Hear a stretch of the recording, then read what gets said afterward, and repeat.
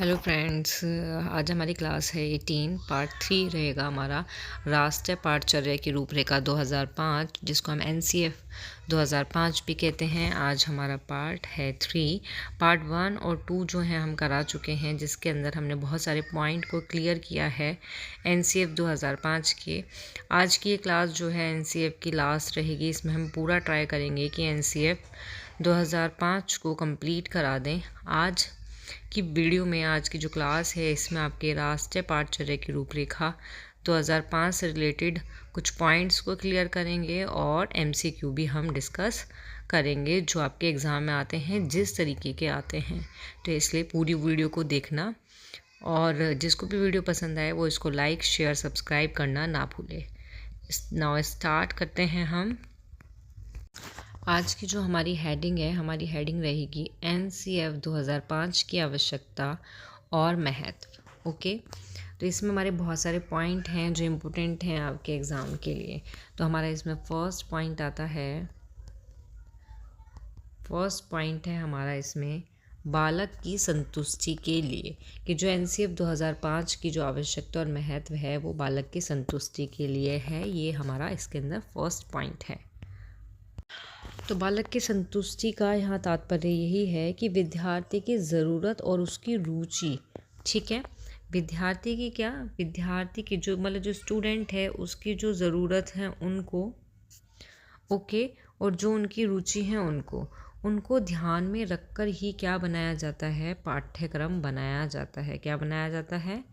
पाठ्यक्रम बनाया जाता है, या पाठ्यक्रम तैयार किया जाता है, या फिर पाठ्यक्रम को बनाना चाहिए। ठीक है, बालक की संतुष्टि के लिए एनसीएफ 2005 का महत्व यही है कि इसमें जो विद्यार्थी होता है, जो छात्र, कोई भी क्लास के अंदर बच्चा है, तो उसकी क्या नीड है, उसकी क्या ज़रूरत है, ठीक है, उसकी रुचि, इन सभी को ध्यान में रखते हुए पाठ्यक्रम को बनाना चाहिए। छात्र, इसमें क्या होता है कि छात्र की रुचि और इच्छाएं भी समय समय और परिस्थिति के अनुसार क्या होती हैं, बदलती रहती हैं। ठीक है, कि जो बच्चा है, जो बालक है, इसकी क्या है, इसकी जो रुचि है वो क्या है, आपके समय के साथ क्या होती रहती है, चेंज होती रहती है। चेंज मीन्स चेंज होती है, बदलती है, कुछ भी बोल सकते हो आप, ठीक है, होती रहती है। तो इन बदलावों का जो परिणाम स्वरूप जो नवीन पाठ्यक्रम की क्या होती है, आवश्यकता महसूस होती है। मीन्स अगर कोई टीचर है, कोई क्लास के अंदर तुम्हारे अध्यापक हैं, तो उन्होंने क्या करा, विद्यार्थी की ज़रूरत और रुचि को देख के क्या करा, उन्होंने पाठ्यक्रम को रेडी कर दिया। ठीक है, क्या करा, पाठ्यक्रम को क्या कर दिया, तैयार कर दिया।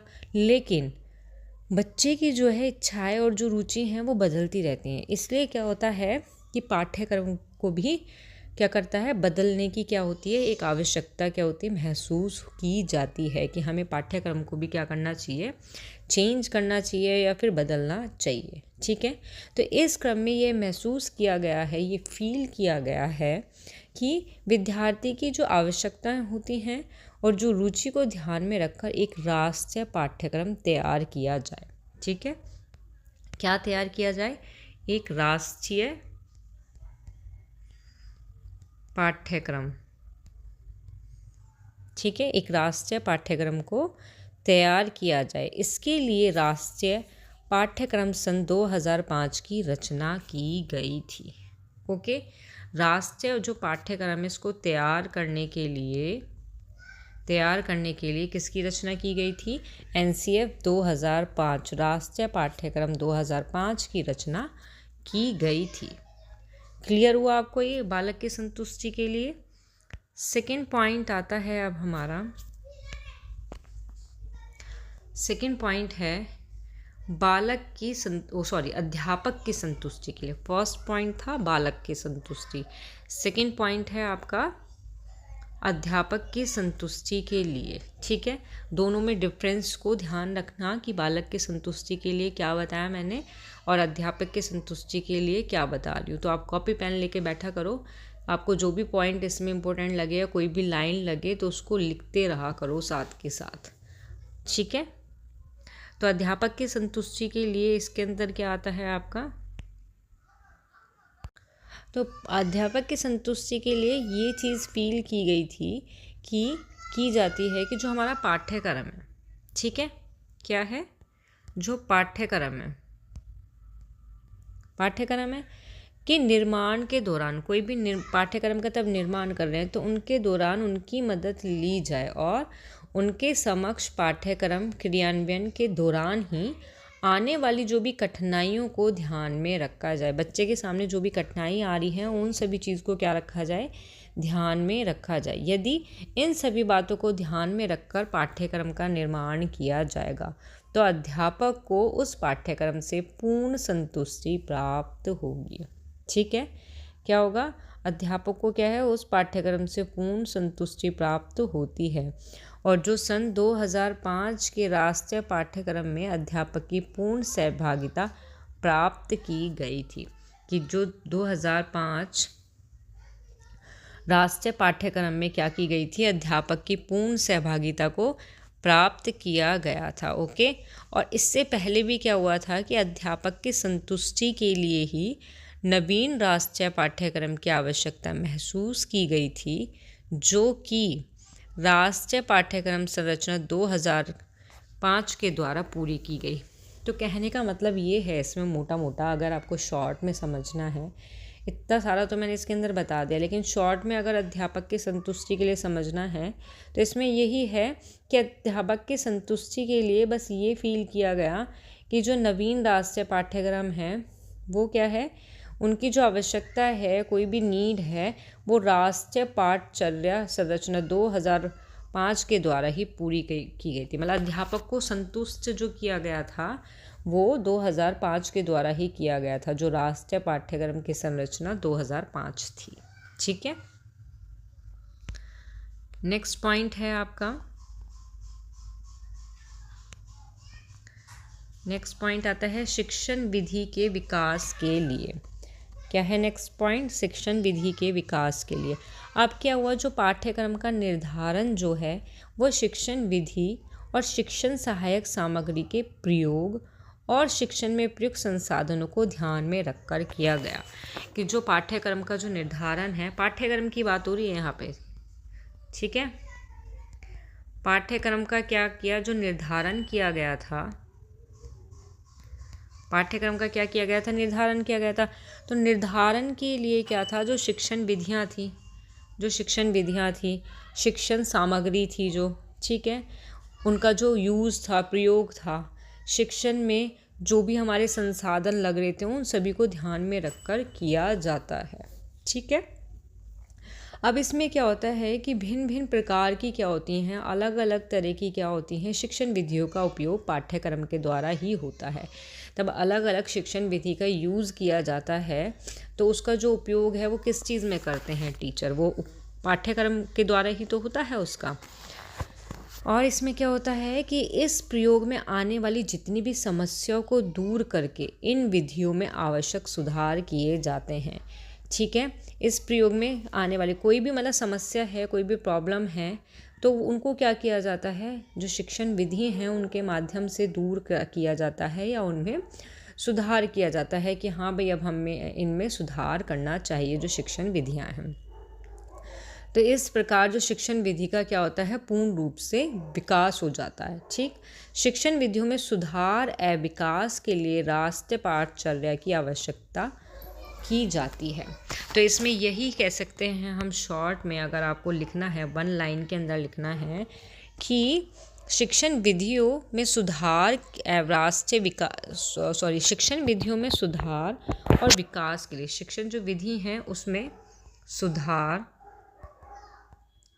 और विकास के लिए, ठीक है, जो राष्ट्रीय पाठचर्या है NCF 2005 पाठ्यक्रम की आवश्यकता की जाती है। क्लियर। नेक्स्ट पॉइंट आता है हमारा अभिभावक के लिए संतुष्टि। अभिभावक संतुष्टि के लिए,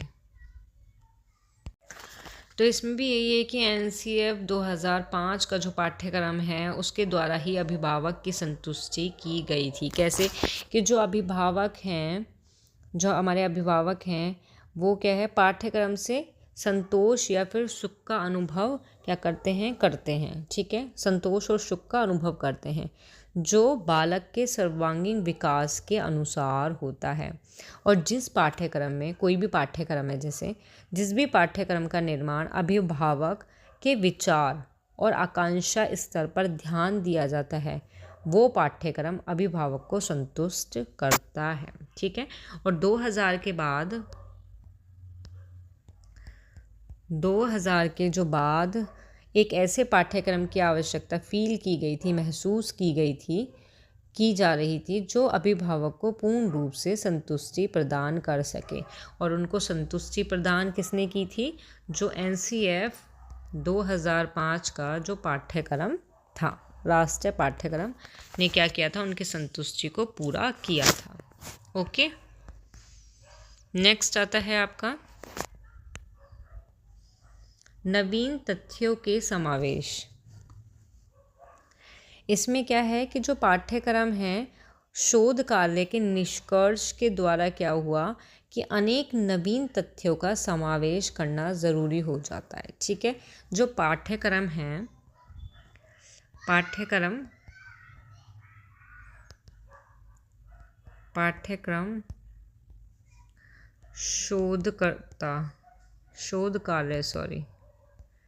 पाठ्यक्रम शोध कार्य के जो निष्कर्ष होते हैं, क्या होते हैं? निष्कर्ष।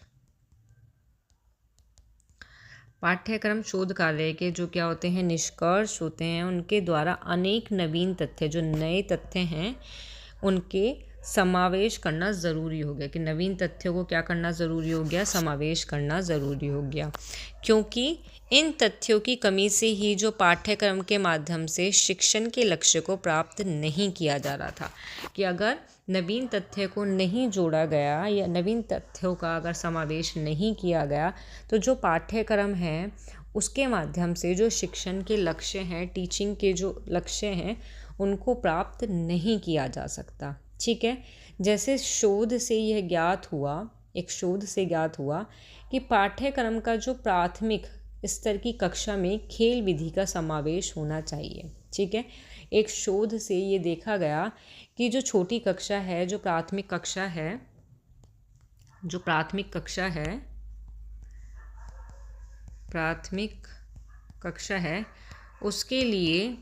उसके लिए खेल विधि का समावेश होना ज़रूरी है कक्षा के अंदर। और इस कार्यक्रम के लिए पाठ्यक्रम में परिवर्तन आवश्यक है, ठीक है। कि अगर खेल विधि का क्या होगा? समावेश होगा, तो पाठ्यक्रम में क्या होगा? चेंजेस होंगे, बदलाव की आवश्यकता पड़ेगी। नहीं तो क्या होगा कि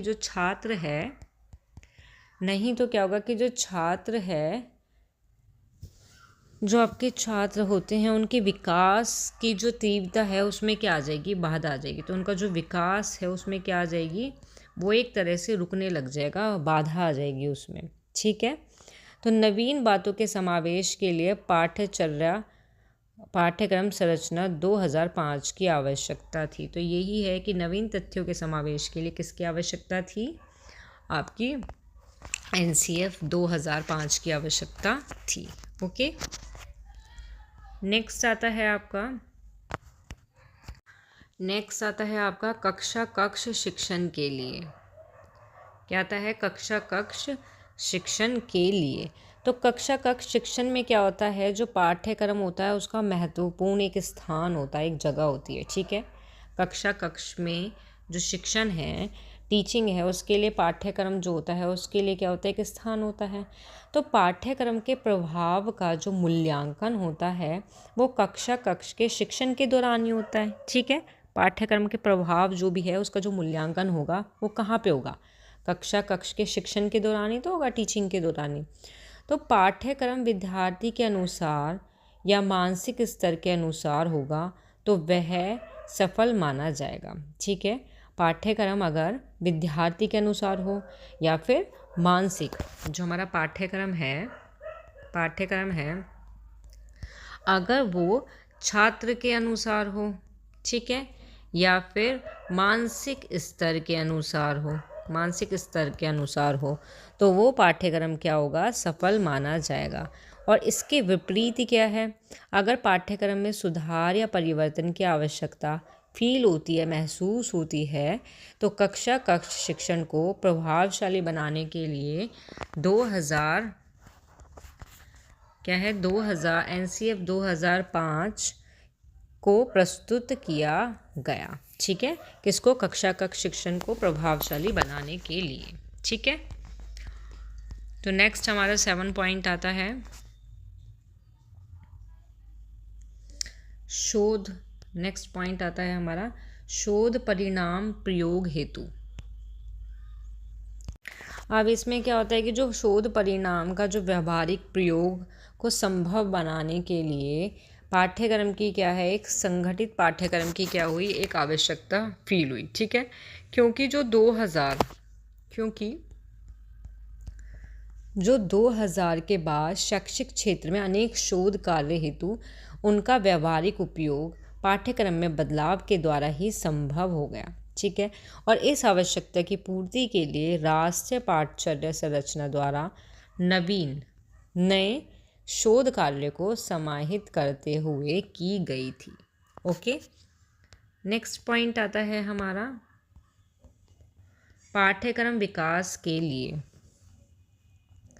इसमें क्या होता है आपका, पाठ्यक्रम के विकास के लिए या दृष्टि से क्या किया गया था, राष्ट्रीय कार्यक्रम सन 2005 की संरचना एक आवश्यक थी। ठीक है, किसके? पाठ्यक्रम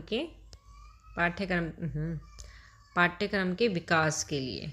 ठीक है, किसकी संरचना आवश्यक थी? 2005 NCF 2005 की संरचना की आवश्यकता थी। क्यों? क्योंकि इससे 5 साल पहले जो 2000 की संरचना थी,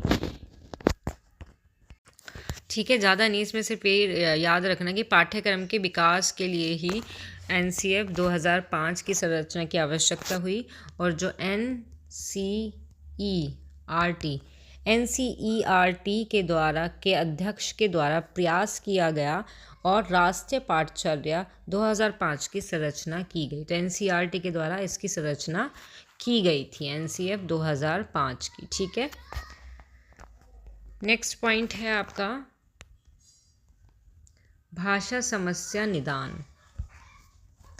भाषा समस्या निदान, तो भारतीय शिक्षा में क्या है, भाषा समस्या का एक प्राचीन समय इसमें क्या था भाषा समस्या निदान में, कि भारतीय जो शिक्षा है उसमें भाषा की समस्या जो है वो बहुत समय से होती आ रही थी। ठीक है, कि जो भाषा से रिलेटेड समस्या है वो बहुत प्राचीन समय से ही हो रही थी।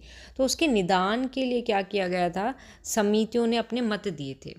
क्या दिए थे? समितियों ने क्या दिए थे? जो समिति हैं या फिर जो आयोग हैं, समिति है या फिर आयोग है, उन्होंने क्या दिए थे? उन्होंने सबने अपने मत दिए थे, और इनके द्वारा ही भाषा समस्या के निदान हेतु अनेक मत प्रस्तुत किए गए थे। जिससे क्या हुआ था, भारतीय शिक्षा आयोग जो 1964 से 66, ठीक है, का त्रिभाषा सूत्र प्रमुख था। और इसी प्रकार क्या हुआ था, भाषा समस्या के जो निदान हेतु एक नए राष्ट्रीय पाठ्यक्रम संरचना महसूस हुई, जिसे एक संरचना ने पूरा कर दिया। तो यही है इसमें शॉर्ट में अगर बोलें इसके लिए कि भाषा समस्या निदान के लिए क्या है, फील किया गया भाषा समस्या निदान के लिए कि एक नए पाठ्यक्रम की ज़रूरत है। तो वो पाठ्यक्रम कौन सा था आपका? NCF 2005। ठीक है, नेक्स्ट है हमारा भारतीय समाज विविधताएं। तो भारत के विभिन्न प्रकार के क्षेत्र भारत में जो हैं, भारत में क्या है, विभिन्न तरह के अलग अलग क्या हैं क्षेत्र हैं। ठीक है, अलग अलग क्या हैं, बहुत सारी क्या हैं भाषाएं हैं, अलग अलग क्या हैं धर्म हैं, अलग अलग क्या हैं आर्थिक स्थिति हैं या फिर सामाजिक स्तर हैं, देखने को मिलते हैं। ये चीज़ देखिए आप सभी को पता होगा कि भारत में अलग अलग क्षेत्र भी हैं, आपके क्षेत्र भी हैं, भाषाएं भी हैं, धर्म भी हैं, सामाजिक स्तर भी हैं, आर्थिक स्तर भी हैं, कोई गरीब है कोई अमीर है।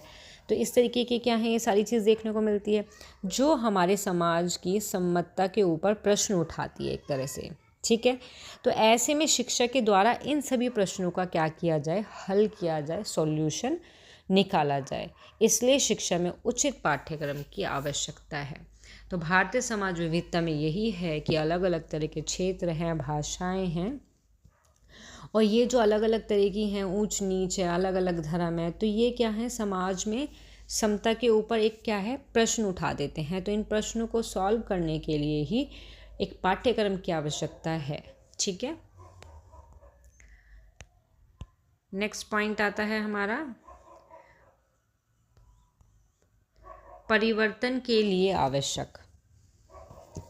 तो पाठ्यक्रम में परिवर्तन आवश्यक है क्योंकि बहुत सारे जो समूह ने विचार विमर्श के दौरान शिक्षा की विषय पे ध्यान केंद्रित किया और उन्होंने ये नोटिस किया कि बालक के माता पिता, समाज, टीचर, स्वयं बालक को यह एहसास होने लगा कि शिक्षा की व्यवस्था अपेक्षित नहीं है, इसमें परिवर्तन की आवश्यकता है। ठीक है, तो जो पाठ्यक्रम है उसमें परिवर्तन की आवश्यकता पड़ी क्योंकि किसने विचार विमर्श किया था, जो छात्र हैं, जो स्टूडेंट हैं,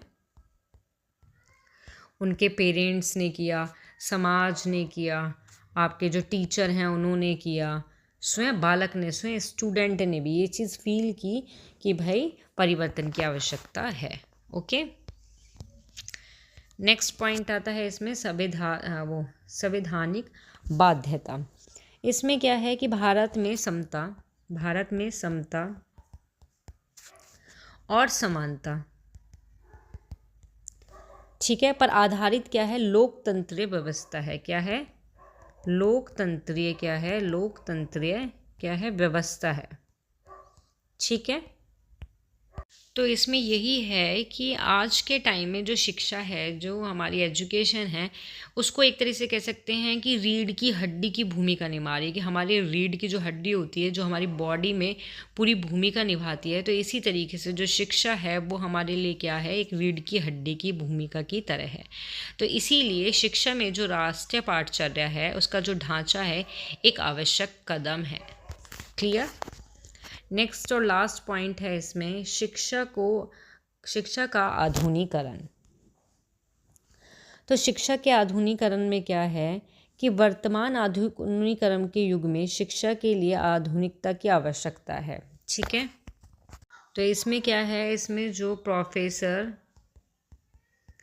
प्रोफेसर एस दुबे जो हैं वो लिखते हैं, प्रोफेसर एफ दुबे लिखते हैं कि जो राष्ट्रीय पाठचर्या रचना 2005 है, NCF 2005 है, वो भारतीय पारिस्थिति में, जो भारत की जो पारिस्थिति है उसमें जो विद्यार्थी हैं, हमारे जो स्टूडेंट हैं, वो टीचर जो हैं और जो पेरेंट्स, जो अभिभावक हैं, अभिभावक की पूर्ति करने वाली एक महत्वपूर्ण उपलब्धि है। NCF 2005 स्टूडेंट, टीचर और अभिभावक की आकांक्षाओं को पूरी करने वाली एक क्या है, महत्वपूर्ण उपलब्धि है। ठीक है, जो राष्ट्रीय समाज और शैक्षिक व्यवस्था के विकास को समन्वित रूप प्रदान करते हुए अपने नैतिक मूल्यों का क्या करती है, विकास करती है। कौन, NCF 2005। ये किसने कहा, ये कहा प्रोफेसर दुबे ने। क्लियर। तो ये हैं आपके NCF 2005 की आवश्यकताएं और महत्व। तो क्लियर हुआ। जिसको नहीं समझ में आए, जो भी पॉइंट या जो भी लाइन, तो वो क्या करे, कमेंट बॉक्स में लिख दे। ठीक है, हमारी नेक्स्ट हेडिंग आती है अब NCF के अनुसार पाठ्यक्रम निर्माण के सिद्धांत। क्या आती है, NCF 2005 के अनुसार पाठ्यक्रम निर्माण के सिद्धांत। तो इसमें हमारा फर्स्ट पॉइंट आता है क्रियाशीलता का सिद्धांत। क्या आता है, क्रियाशीलता का सिद्धांत। तो इसके अंतर्गत है, आता है हमारा करके सीखना। ठीक है, करके सीखने के सिद्धांत पर आधारित है हमारा क्रियाशीलता का सिद्धांत, कि हमें करके, बालक को करके सीखना चाहिए, करके सीखेगा तो ये हमारा क्रियाशीलता के सिद्धांत के अंतर्गत आता है। सेकंड आता है हमारा, सेकंड सिद्धांत आता है हमारा उपयोगिता का सिद्धांत। ठीक है, तो NCF 2005 का जो पाठ्यक्रम है वो ये कहता है, या उसके निर्माण के लिए हमें ऐसे सिद्धांत होना चाहिए। उपयोगिता का सिद्धांत यही कहता है कि पाठ्यक्रम का निर्माण इस तरीके से किया जाना चाहिए कि जो बालक के भावी जीवन के लिए या फिर आगे वाले जीवन के लिए क्या हो, उपयोगी हो, उपयोगी सिद्ध हो। तो ये क्या कहलाता है, आपका उपयोगिता का सिद्धांत। क्लियर हुआ आपको। थर्ड आता है आपका बाल केंद्रिता का सिद्धांत, कि जो पाठ्यक्रम है वो इस तरीके का होना चाहिए जो बाल केंद्रित हो, उसमें बालक की रुचि को ध्यान में रखा जाए, बालक का क्या इंटरेस्ट है, बालक का कैसा स्तर है, इन सभी चीज़ को ध्यान में रखकर ही पाठ्यक्रम का निर्माण किया जाना चाहिए। कि बालक की अगर रुचि के अकॉर्डिंग तुम्हारा पाठ्यक्रम होगा, ठीक है, उनके स्तर के अकॉर्डिंग पाठ्यक्रम होगा तो बच्चा इजीली उसको समझ पाएगा। क्लियर। नेक्स्ट पॉइंट आता है हमारा समन्वय का सिद्धांत। नेक्स्ट है आपका समन्वय का सिद्धांत। तो ये इसमें पाठ्यक्रम का समन्वय का सिद्धांत ये है कि हमारा जो पाठ्यक्रम है, पाठ्यक्रम इस तरीके का होना चाहिए कि जो बहुत सारे विषयों को कोऑर्डिनेट कर सके, उनका क्या कर सके, समन्वय कर सके। ओके, तो ये आता है आपका समन्वय के सिद्धांत के अंतर्गत। नेक्स्ट आपका है विविधता। नेक्स्ट आता है विविधता लचीलापन का सिद्धांत। तो इसके अंतर्गत है कि जो पाठ्यक्रम है वो इस तरीके का होना चाहिए, कैसा होना चाहिए, लचीलापन होना चाहिए उसमें, कि उसको समय के अनुसार क्या है उसमें चेंजेस किए जा सके या फिर उनमें परिवर्तन किया जा सके। तो ये आता है विविधता और लचीलेपन के सिद्धांत के अंतर्गत। नेक्स्ट पॉइंट आता है आपका, नेक्स्ट है आपका रचनात्मक का सिद्धांत। ओके, आपका संरचनात्मकता का सिद्धांत इसके अंतर्गत आता है कि पाठ्यक्रम ऐसा हो जिसमें बच्चे की क्या किया जाए, क्रिएटिविटी जो है, बच्चे को क्या की जाए, क्रिएटिविटी जो है वो कराई जाए, सृजनात्मकता का क्या किया जाए, विकास किया जाए। ठीक है। नेक्स्ट पॉइंट आता है मनोवैज्ञानिक पहलू के अनुरूप सिद्धांत। तो इसमें आपका ये होता है मनोवैज्ञानिक पहलू के अनुरूप सिद्धांत, कि जो पाठ्यक्रम है वो ऐसा होना चाहिए जो मनोविज्ञान के पहलू के अनुरूप होना चाहिए। ठीक है। नेक्स्ट आता है आपका रुचि का सिद्धांत। तो रुचि से ही समझ में आ रहा होगा कि क्या पाठ्यक्रम ऐसा होना चाहिए, यही कि उसमें बच्चे की क्या देखी जाए, रुचि देखी जाए, रुचि के अकॉर्डिंग ही उनका सिद्धांत या पाठ्यक्रम का निर्माण होना चाहिए। क्लियर। नेक्स्ट है हमारा समायोजन का सिद्धांत। समायोजन का सिद्धांत, ठीक है। तो नेक्स्ट क्या था आपका समायोजन का सिद्धांत, कि पाठ्यक्रम ऐसा होना चाहिए कि जिसमें समायोजन को क्या किया जाए, ध्यान में रखा जाए। ओके। नेक्स्ट और लास्ट आता है आपका एकता और नैतिकता का सिद्धांत। ओके, तो इसमें भी क्या होता है, इसमें एकता और नैतिकता को ध्यान में रखकर ही पाठ्यक्रम का निर्माण किया जाना चाहिए। तो ये क्या हैं, ये सभी हैं आपके NCF 2005 के अनुसार पाठ्यक्रम के निर्माण के सिद्धांत। ओके, क्लियर हुआ। अब हम इनसे रिलेटेड NCF 2005 से रिलेटेड हम कुछ क्वेश्चन करेंगे जो आपके इम्पोर्टेंट हैं एग्ज़ाम के लिए। ठीक है, तो हम स्टार्ट करते हैं। हमारा फर्स्ट क्वेश्चन आता है कि निम्नलिखित में से कौन सा पाठचर्या के विकास के लिए राष्ट्रीय पाठचर्या की रूपरेखा NCF 2005 द्वारा प्रस्तावित सिद्धांतों में से एक है। सिद्धांतों में से, ध्यान रखना। ओके, तो इसमें फर्स्ट क्वेश्चन है, इसमें देखो ऑप्शन आते हैं आपके, ऑप्शन है आपके ये। फर्स्ट है परीक्षाओं को अधिक लचीलापन बनाना तथा कक्षा के जीवन के साथ एकीकृत करना। सेकंड है सुनिश्चित करना कि छात्रों के तनाव को दूर करने के लिए अधिगम में जल्दबाजी ना हो। थर्ड, विषय वस्तु में विवादास्पद संदर्भों का निवारण सुनिश्चित करना। और फोर्थ आता है उपयुक्त में से एक से अधिक। ठीक है, तो ये चार ऑप्शन हैं। क्वेश्चन में पूछा गया है कि सिद्धांत के बारे में। ओके, कि जो उनके द्वारा NCF के द्वारा प्रस्तावित सिद्धांत में से एक कौन सा है। तो गैस करो आप किसका आंसर क्या होगा। तो इसका करेक्ट आंसर क्या होगा, इसका करेक्ट आंसर होगा परीक्षा को अधिक लचीलापन बनाना और उन्हें कक्षा के जीवन के साथ एकीकृत करना। अभी मैंने थ्योरी में भी आपको पढ़ाया था कि लचीलापन, ठीक है, कि जो सिद्धांत के अंतर्गत था ना हमारा विविधता और लचीलापन का सिद्धांत, तो परीक्षाओं का अधिक लचीलापन बनाना और उन्हें कक्षा के जीवन के साथ एकीकृत करना। तो ये होगा इसका करेक्ट आंसर। ठीक है, क्वेश्चन नंबर सेकंड आता है आपका। तो नेक्स्ट क्वेश्चन है आपका नेक्स्ट क्वेश्चन में आता है ECCE स्तर पर राष्ट्रीय पाठ्यचर्या रूपरेखा 2005 ने किस पर बल दिया था? तो इन्होंने किस पर बल दिया था? सार्वभौमिकता पर बल दिया। इन्होंने किस पर बल दिया था? सार्वभौमिकता पर दिया था, या फिर सेकंड स्वास्थ्य और स्वच्छता पर दिया था, या फिर समग्र विकास पर दिया था, या उपयुक्त में से एक से अधिक।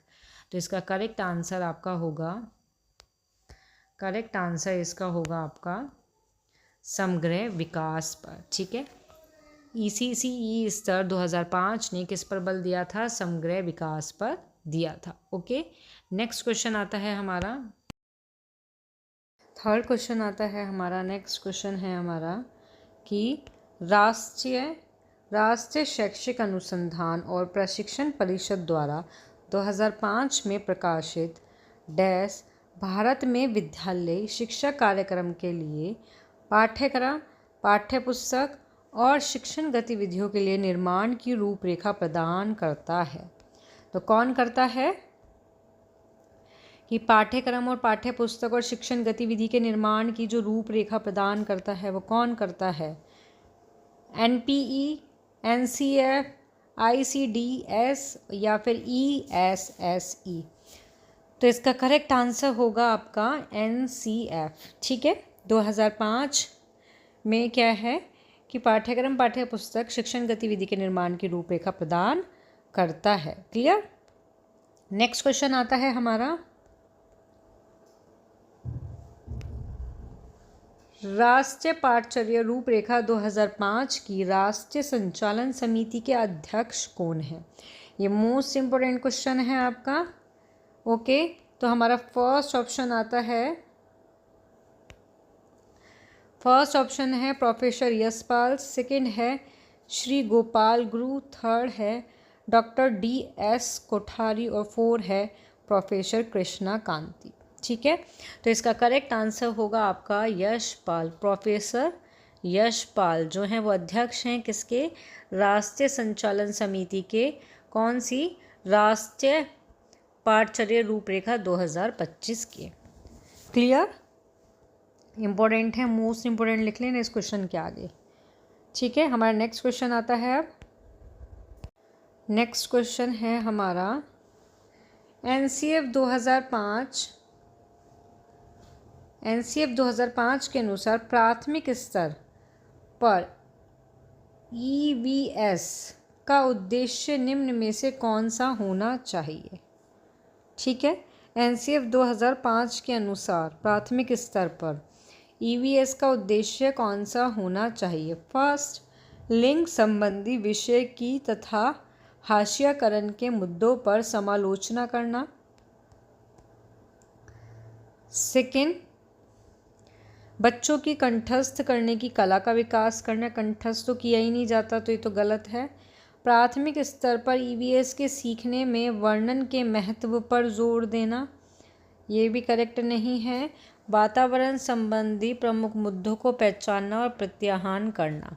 तो इसका करेक्ट आंसर होगा आपका लिंग संबंधी विषय की हाशियाकरण के मुद्दों पर समालोचना करना। ओके, नेक्स्ट क्वेश्चन आता है। नेक्स्ट क्वेश्चन आता है कि NCF 2005 की राष्ट्रीय संचालन समिति के अध्यक्ष हैं। ऑप्शन चेंज करके आ जाएगा आपका। तो आपके कौन हैं?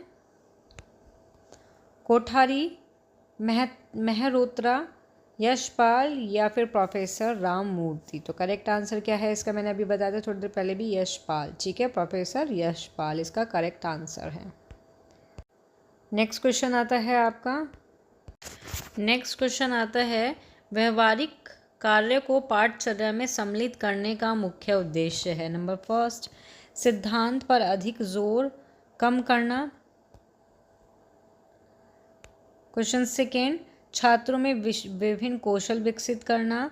थर्ड, छात्रों को परीक्षा में बेहतर स्कोर करने में मदद करना। फोर्थ, छात्रों को साल भर व्यस्त रखना।